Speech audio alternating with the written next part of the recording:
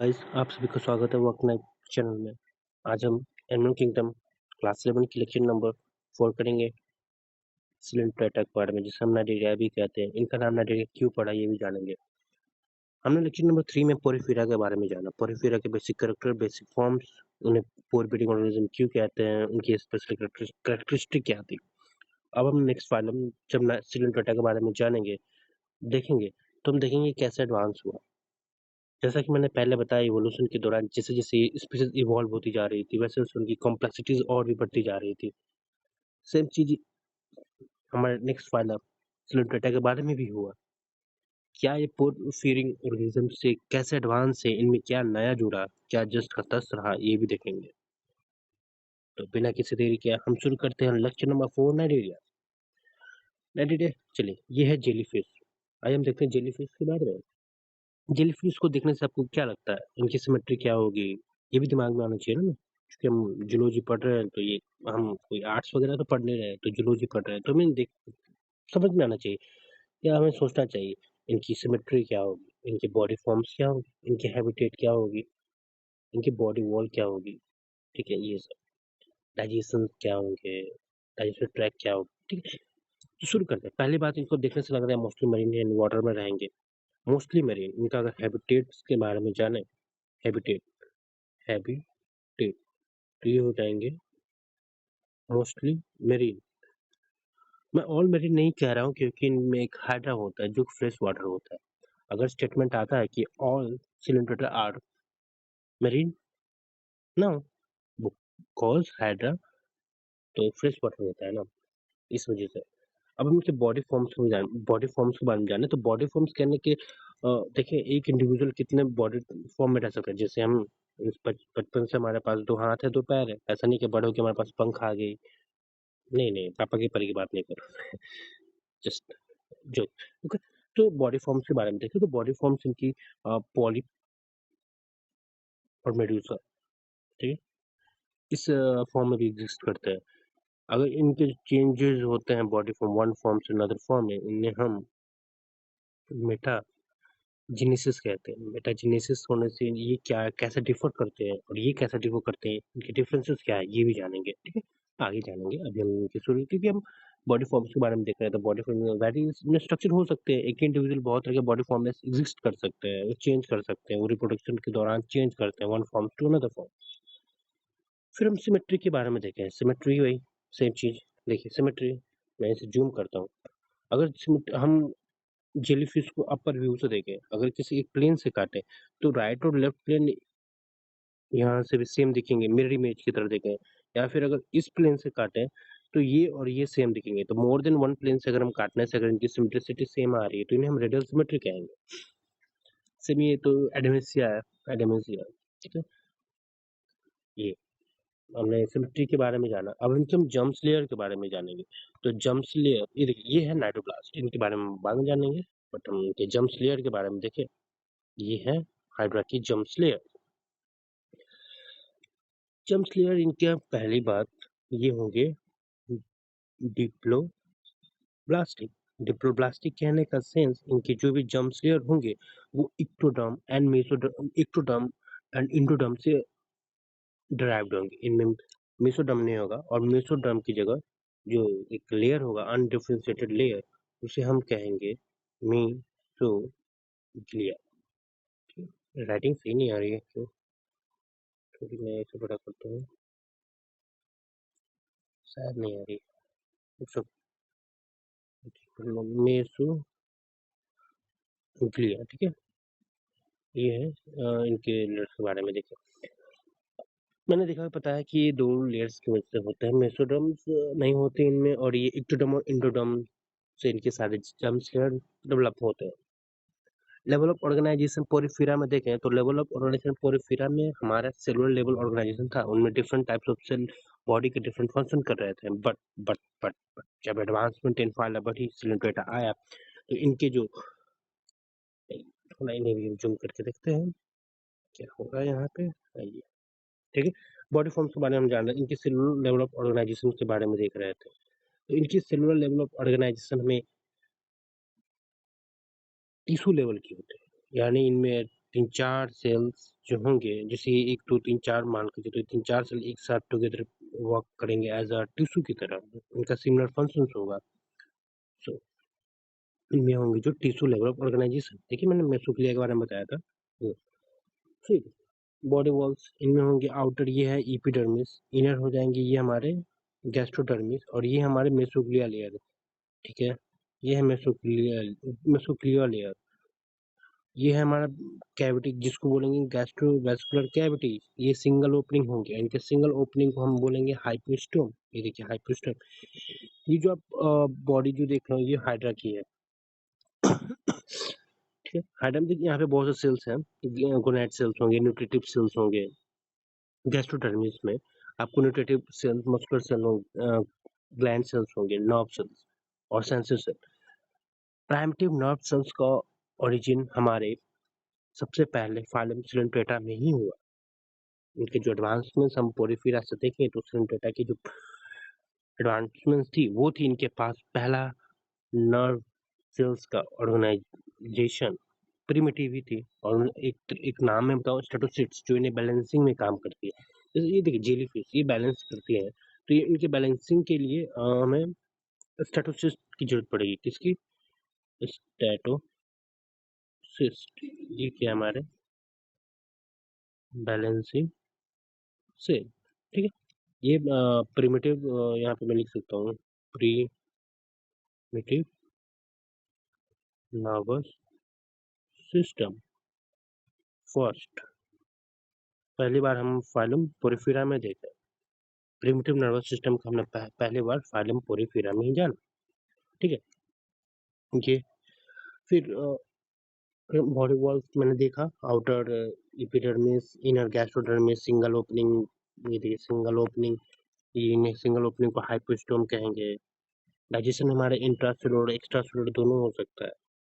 Hypostome के बारे में मैंने बताया, सिंगल ओपनिंग, यहाँ से वाटर जाएगा, इनके साथ आपका न्यूट्रिशन रहेंगे।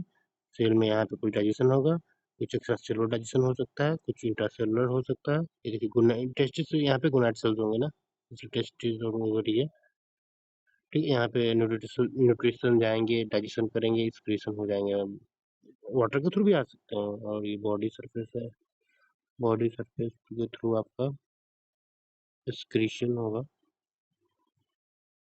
और एस्पिरेशन होगा। एक्सक्रीशन और एस्पिरेशन बॉडी सरफेस थ्रू होगा, जिसको हम सिंपल डिफ्यूजन बोलेंगे, ठीक है। Simple diffusion. ये अब इनकी सबसे खास बात, नाइडोप्लास्ट के बारे में जानेंगे। तो देखो नाइडोप्लास्ट, ये नाइडोप्लास्ट ये देखिए, विच कंटेन्स स्टिंगिंग कैप्सूल और नेमेटोसिस्ट। नेमेटोसिस्ट के बारे में जानते हैं, और इनके फंक्शंस होंगे वो एनकरेज, डिफेंस और capture of food and prey, ठीक है। ये हैं हमारे नाइट्रोब्लास्ट, ये एनसीईआरटी के डायग्राम, और ये बगल में एक ये ओपेटिकुलम, जैसे हमारी एपिग्लॉटिस होती है ना, वो है वो कवरिंग है। ये हमारे जब देख रहे हो ना, ये है नेमेटोसिस्ट। नेमेटोसिस्ट जो है, नेमेटोसिस्ट में लिखता हूँ, नेमेटोसिस्ट, ये है स्टिंगिंग ऑर्गन, स्टिंगिंग ऑर्गन। और ये पूरे सेल्स जो हैं, ये है नेमेटोब्लास्ट, ठीक है। क्या है? ये पूरे सेल्स हैं जो हमारे, ये है नेमेटोब्लास्ट। अब इस यहाँ पे आपको देखिए बैप्स है, साफ्ट है, ओपेटिकुलम जो covering, nematocyst, stinging organ, muscular fibres. ये देखिए यहाँ पे न्यूक्लियस सेल्स हैं, तो न्यूक्लियस तो होगा ही, थ्रेड ये फ्लैजेला की तरह काम करेगा। जैसे कोई यहाँ पे एक ऑर्गेनिज्म है, और यहाँ पे इनके सेंसरी सेल, ये जो है काम किया है, नाइडोसिल। ये अंदर से अब ये ऑफ स्टेज में है, ठीक है। ये है ऑफ स्टेज में, तुरंत ऑन होंगे, बाहर होंगे, ये फ्लैजेला बाहर फेंकेगा, और उनका काम होगा, उनके पास ये इसमें तो जहर हो सकता है, पॉइजन हो सकता है, तो ये तो डिफेंस के भी काम कर सकते हैं। एंकरेज, किसी चीज को पकड़ना हुआ, यहाँ पे मान पत्थर है और यहाँ पे इसको जाना है, तो ये रस्सी की तरह यहाँ पे हुक की तरफ फंसाएगा और ये आगे बढ़ जाएगा। एंकरेज की तरह भी काम करेगा, डिफेंस की तरह भी काम करेगा, क्योंकि पॉइजन्स हो गए और फूड कैप्चर की तरह भी काम करेंगे ये नाइट्रोब्लास्ट। इस नेमेटोब्लास्ट और नाइट्रोब्लास्ट की वजह से इनका नाम नाइटेरियंस पड़ा। ठीक है, ये देखिए मैं आपको यहाँ दिखाता हूँ, ये रहा हो इनके एपिडर्मिस में वो नेमेटोब्लास्ट होते हैं, किसे काम करते हैं, एंकरेज, डिफेंस और for the capture of food. ये उसके बाद हम इनकी डाइजेस्टिव ट्रैक को देखें तो इनकी जो सिंगल माउथ ओपनिंग यानी इनकम्प्लीट डाइजेस्टिव ट्रैक, बस केवल माउथ ही होगा, सिंगल ओपनिंग होगी। कंप्लीट डाइजेस्टिव सिस्टम का मतलब होता है माउथ होना चाहिए और एनस होना चाहिए, बट उनके पास सिंगल ओपनिंग हो, यहीं से फूड जाती है और यहीं से आती है, इस वजह से इनका जो डाइजेस्टिव सिस्टम होगा वो इनकम्प्लीट होगा। फिर रेस्पिरेशन के बारे में हमने जाना, बॉडी सरफेस के थ्रू ही रेस्पिरेशन होगी, बॉडी के थ्रू रेस्पिरेशन होगा और रेस्पिरेशन के बॉडी सरफेस के थ्रू होगी, जिसको हम डिफ्यूजन भी कह सकते हैं। प्रिमिटिव नर्वस सिस्टम सबसे इम्पोर्टेंट पॉइंट है इनकी। फिर हम जानते हैं इनकी मेटाजेनेसिस के बारे में, जो बॉडी फॉर्म्स के बारे में हमने पहले बात किया था, ये है इनकी बॉडी फॉर्म्स के बारे में। आपको देखने से क्या लग रहा है, तो ना पहला फर्स्ट साइड में ये है आपका फ्री लिविंग ये हो जाएगा आपका मेडूसा, और ये आपको हो जाएंगे सेसाइल। ठीक है, चलो मान के चलो ये सेसाइल है, तो इससे हम कहेंगे पॉलिप। ठीक है, तो मेडूसा और पॉलिप के बारे में मैं आपको कुछ बताता हूँ। पहले आइए मैं आपको पॉलिप के बारे में बताऊँ। पॉलिप देखने से पहला पॉइंट पॉलिप के बारे में, fixed, then cylindrical in shape, फिर सेंस ऑर्गन एब्सेंट होंगे इनमें, सेंस ऑर्गन एब्सेंट, ये पॉइंट। और देखें protect and fit the colony, एक जगह से साइल होंगे, ये फिक्स्ड होंगे, तो protect and fit the colony, और ये रिप्रेजेंट करते हैं आपका सेक्सुअल जनरेशन को ये रिप्रेजेंट करते हैं। कौन? पॉलिप के बारे में हमने जाना। फिर अगर हम मेडूसा के बारे में जाना, तो मेडूसा आपका स्विमिंग अम्ब्रेला शेप,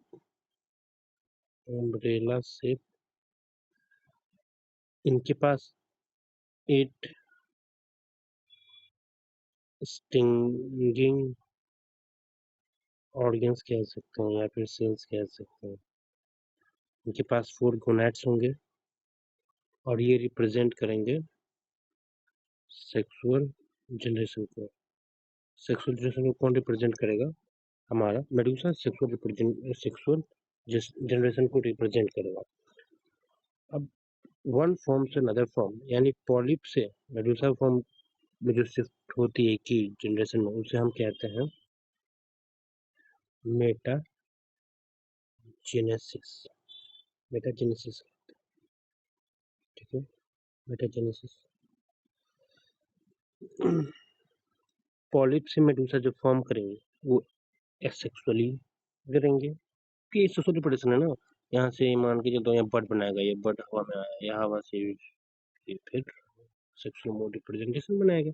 और सेक्सुअल रिप्रोडक्शन के पास इनके पास तो गोनैड होंगे, इनके पास गोनैड्स होंगे, तो ये जो क्या करेंगे, ये जो ऑर्गेनिज्म बनाएंगे वापस पॉलिप, मेडूसा जो पॉलिप बनाएंगे वो हमारा सेक्सुअली होंगे। ठीक है, क्योंकि इनके पास तो गोनैड्स होता है ना, इनके पास गोनैड्स होते हैं। कितने गोनैड्स होते हैं? 4, ये नहीं दिया हुआ है बट हाँ 4 गोनैड्स होते हैं। तो ये सेक्सुअल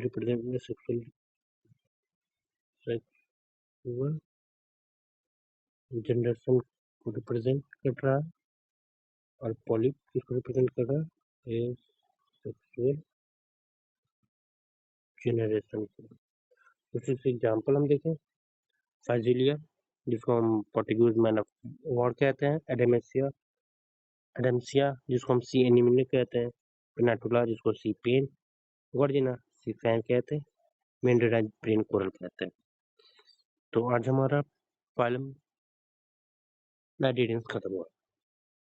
आइए हम जानते हैं, फिर से मैं आपको एक वर्बली 2 मिनट में रिवाइज कराता हूँ।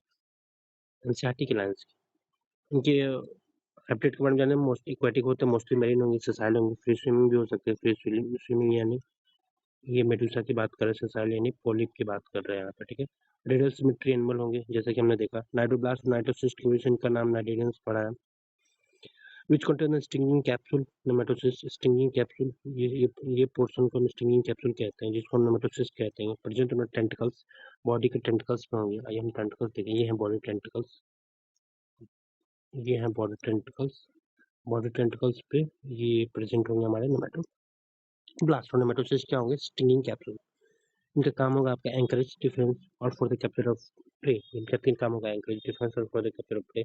फिर ये टिश्यू लेवल ऑफ ऑर्गेनाइजेशन को रिप्रेजेंट करेंगे, para tissue level of organisation diploblastic और प्रिमिटिव नर्वस सेल्स जो थे वो हमारे इनमें आए सिलोप्लाज्म में। फिर डिप्लोब्लास्टिक होंगे, इनके जो जर्म सेल्स होंगे वो इंडोडर्म और एक्टोडर्म होंगे, different types of body layers को फॉर्म करेंगे। बॉडी फॉर्म का देखो दो आप एपिडर्मिस और गैस्ट्रोडर्मिस होंगे। इनर गैस्ट्रोवेस्कुलर कैविटी होंगी जिसकी सिंगल ओपनिंग होंगी और सिंगल ओपनिंग को माउथ के हाइपोस्टोम कहेंगे। इनकी डाइजेशन इनकम्प्लीट होगी कॉज बस माउथ है, एनस नहीं है। डाइजेशन इंटरसेलुलर भी और एक्स्ट्रासेलुलर भी होंगे। इनकी skeletal system composed of calcium carbonate के हुए होंगे, ये इंपॉर्टेंट है। फिर बॉडी फॉर्म्स को देखें, पॉलिप और मेडुसा। मेडुसा आपका सेक्सुअल जनरेशन को रिप्रेजेंट करता है, पॉलिप आपका सेक्सुअल जनरेशन को रिप्रेजेंट करता है, जिससे साइल होगा, सिलिंड्रिकल होगा। और ये हमने देखा प्रीवियस में, बस हमें एनसीईआरटी देखा तो इतना ही जानेंगे। साइल सिलिंड्रिकल होगा, एग्जाम्पल हाइड्रो एडेमेसिया। और मेडुसा आपका फ्री स्विमिंग होंगे, अम्ब्रेला सेप्ट होंगे, जैसे ऑरिला और जेलीफिश। फिर metagenesis in both forms exist in both forms is alternation of generation यानी one form to another form करेंगे कि इंडिविजुअल जो ये मेटाजेनेसिस कहलाएगा। Example Obelia. फिर कुछ एग्जाम्पल के फाजिलिया, डेमेंसिया, पेंटुला, कार्डिना और मेंड्रिला। Thank you, stay motivated. हमारा जो नेक्स्ट फॉर्म होगा वो होगा Ctenophora. Hope you like it. Thanks.